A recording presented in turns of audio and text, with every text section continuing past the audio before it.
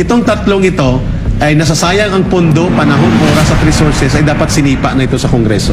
We're referring to Raul Manuel na NPA lover and promoter Yes. ng Kabataan NPA Recruitment Center. And then ang si Arlene Brosas na NPA lover and terrorist promoter ng Gabriela Party List.